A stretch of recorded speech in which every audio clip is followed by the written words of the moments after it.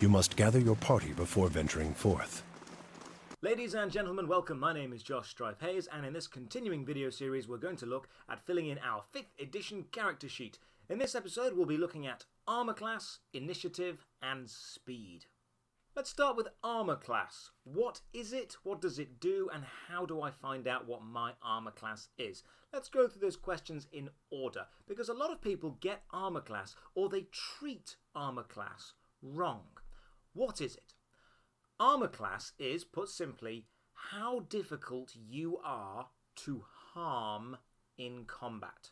A higher armor class means you are harder to harm. You are more difficult to hit. You will take damage less frequently.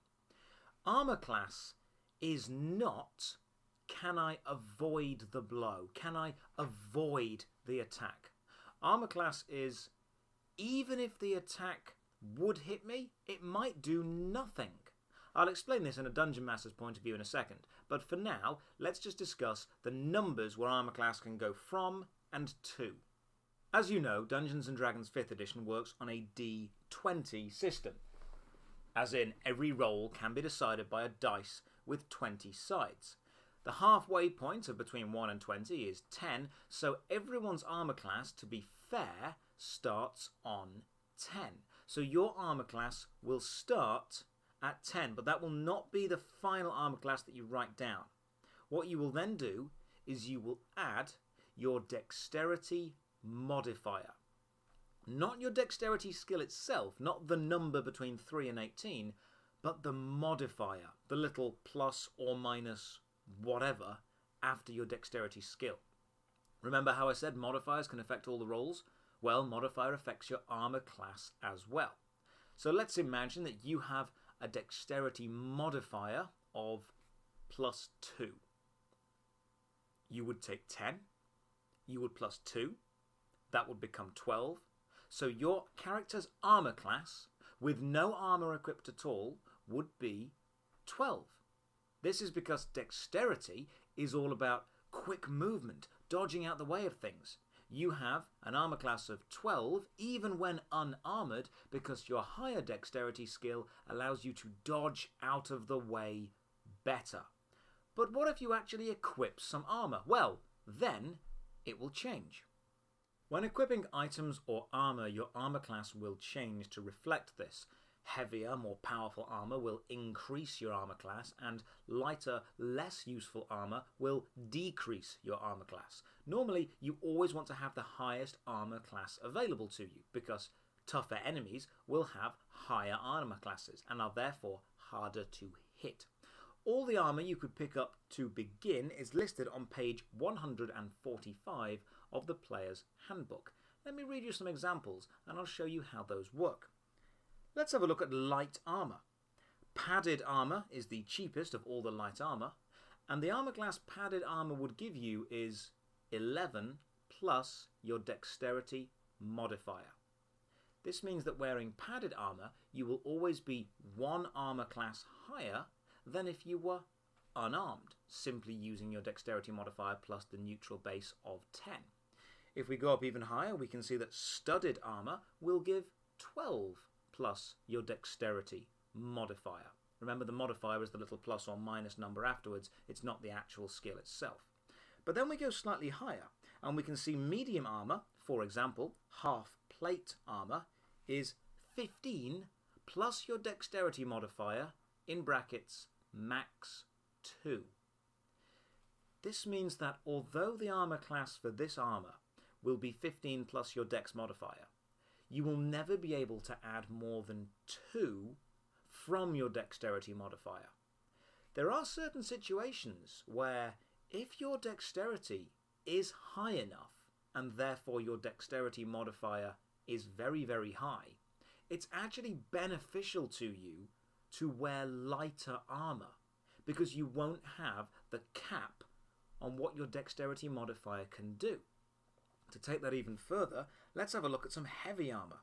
Ring mail is very good heavy armor, but it has an armor class of 14 and cannot be changed. If you wear heavy armor, your dexterity modifier will no longer apply to you, because it's so heavy you can't move around quickly. If your dexterity modifier is naturally +5, then wearing ring mail armor to set your armor class to 14 would actually be a bad idea, because you would have a natural armor class of 15, 10 plus your modifier of 5, being completely unarmored. A quick and nimble character with their dexterity bonus can sometimes be better at combat than a heavily armoured slow character. You are simply harder to hit. Equipping a shield, no matter what your armour class currently is or what armour you're currently wearing, will increase your armour class by +2. So a shield is normally always a good idea.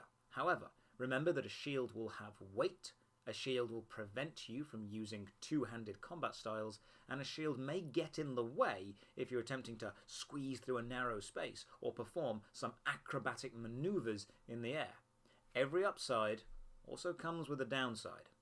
Here is where Dungeon Masters mostly get armor class wrong, and I'm going to have to explain it using an example of an attack. Remember that we use a d20 to decide everything. If you are in combat and an enemy attacks you, they will roll a d20.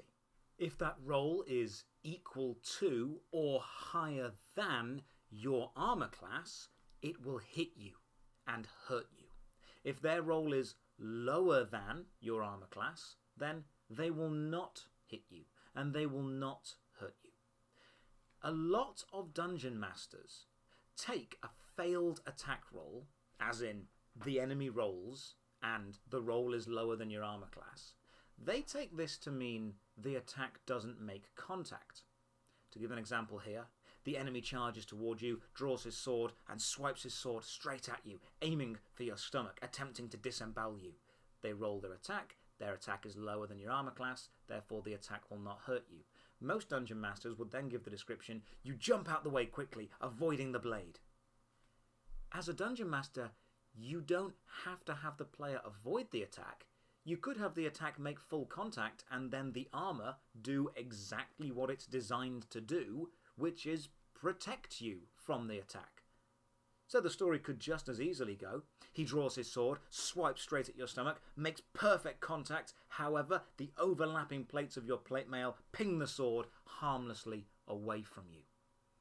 You don't have to mean miss just because the attack doesn't hit. Sometimes the attack can hit and your armor does its job. It does exactly what it's meant to do. You can describe an enemy running towards you, wailing on you repeatedly with a mace or a morning star or a flail, and you could describe your paladin raising his shield repeatedly, knocking the blows aside every single time just because the enemy doesn't make his attack roll. The enemy does not succeed. Fighting does not always have to be about dodging and missing. It can be, but it can sometimes be about brutally deflecting the blows and making sure they aren't hurt. So to recap one final time, armor class, when not equipping any armor, is 10 plus your dexterity bonus. If you are equipping armor, the armor itself in the player's handbook will tell you what your new armor class will become. Remember, that's on page 145. Some armor will allow you to add your dexterity bonus, and some armor will not. If you equip a shield, you will increase your armor class by +2, regardless of what else you are wearing. Higher armor class is better. It means you will take less damage in combat. Next up, let's talk about initiative. One of the most common sayings in Dungeons & Dragons is roll for initiative, and you will hear that a lot every time you get into combat. Simply put, it means the order at which both the players and the NPCs, non-playable characters, realise that combat is happening and can thus react to it. If there are 3 players sat around a table in a tavern and 2 big tough guys come in and decide to attack them, then the Dungeon Master will say, roll for initiative. He will roll for the NPCs and each of the players will roll for themselves. You will roll a d20. You will then add your dexterity modifier, just as if you were rolling for your armor class. However, initiative is re-rolled every time there is a new combat situation. At the start of any combat scenario, Initiative will be rolled all round and then tallied and totalled up. The person who ends up with the highest initiative will get to attack first, then the second highest, third highest, and so on down the list. When the slowest person has attacked, it will then loop back to the top. You do not need to roll initiative when it loops back. You simply use the initiatives you have rolled for that combat scenario. The reason we use dexterity is because that, again, is the class attribute of how quickly you can move, how nimble, how dexterous you are. Maybe you can draw your sword quicker, or cast a spell faster, or notch an arrow and draw the bow back quicker. To recap, whenever combat happens, you will be asked to roll for initiative. Players will roll a d20, and the Dungeon Master will roll for all of the enemies. Everyone will then add their dexterity modifier to the d20 that was rolled, and this will become your initiative for this combat scenario. You will then work out the order of combat. Highest initiative going first, slowest initiative going last, and after they've gone, looping back round to the top again. At the end of the combat scenario, initiative is then forgotten and will be re-rolled at the start of a new combat scenario. I'll explain combat more in a future combat video. For now, that's all you need to know about what initiative is, the order in which players and NPCs realise combat is happening and can react to it. And finally, speed. Speed is how much distance you can cover in a single turn. Dungeons & Dragons, of course, is a collaborative story game, and therefore each player will take turns and say what they want to do on their turn.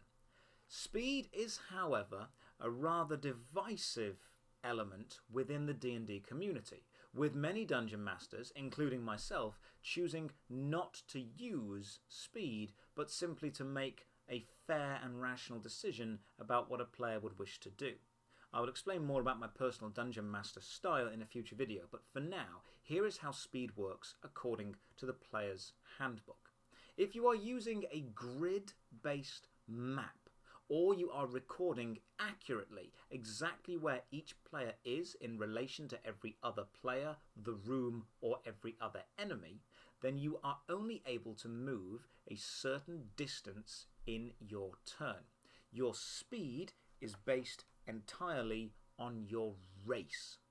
Humans will have a different base speed to dwarves, who will have a different base speed to orcs. Read about your race in the player handbook and it will tell you exactly what your speed is. For example, the human base walking speed is 30 feet. This means if you are playing a human class, in one turn you could cover a distance of 30 feet. A dragonborn base walking speed is also 30 feet. One turn, 30 feet. Looking into the gnomes, we'll see it's slightly different. Gnome traits have a base walking speed of 25 feet. They can cover less distance. Speed, and therefore the distance you can cover, will also come into play whenever traversing up and down ladders, maybe getting into or out of complicated vehicles, climbing up a wall, or jumping over a gap. Maybe a hole in the floor, maybe attempting to jump over a fire. Speed is difficult to keep up with.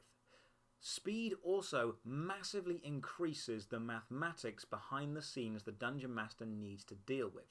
If you as a Dungeon Master decide to not use the book's speed, but instead to simply make a rational and learned decision about what you believe a character would be able to do in a single turn, that is fine as well. Remember, they are guidebooks, not rulebooks.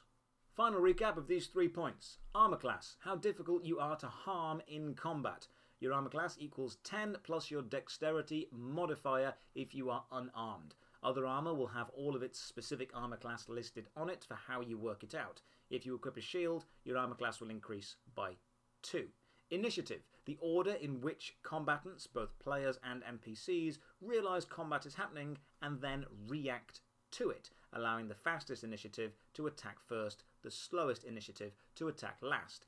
It is found out by rolling a d20 and then adding your dexterity modifier. Speed. How much distance you can cover in one turn. Speed is limited by your race and will be listed in the player handbook. Thank you very much for watching as usual as we continue to make our 5th edition character.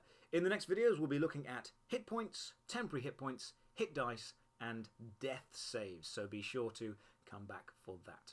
As always, gather your party and venture forth.